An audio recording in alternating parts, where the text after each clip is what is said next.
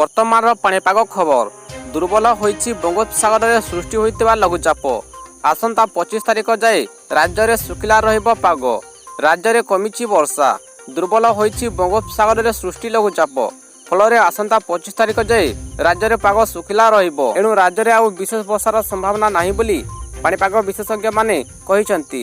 ଗୁରୁବାର ସୁଦ୍ଧା ରାଜ୍ୟରେ ଲଘୁଚାପର ପ୍ରଭାବ କମିଯିବ ବୋଲି ଆଞ୍ଚଳିକ ପାଣିପାଗ ବିଜ୍ଞାନ କେନ୍ଦ୍ର ପକ୍ଷରୁ କୁହାଯାଇଛି। ଗୁରୁବାର ଅର୍ଥାତ୍ 22 ତାରିଖରେ ରାଜ୍ୟର କିଛି ସ୍ଥାନରେ ସ୍ୱଳ୍ପରୁ ମଧ୍ୟମ ଧରଣର ବର୍ଷା ହୋଇପାରେ, କିନ୍ତୁ ବିସ୍ତୃତି ବର୍ଷାର ସମ୍ଭାବନା ନାହିଁ। 23, 24 ଓ 25 ତାରିଖରେ ପାଗ ଶୁଖିଲା ରହିବ। ସେହିପରି ବୁଧବାର ଚାନ୍ଦବାଲି ଓ ଭୁବନେଶ୍ୱରରେ ଭାରୀ ବର୍ଷା ହୋଇଛି। ଚାନ୍ଦବାଲିରେ 36.3 ଓ ଭୁବନେଶ୍ୱରରେ 27 ମିଲିମିଟର ବର୍ଷା ରେକର୍ଡ କରାଯାଇଛି।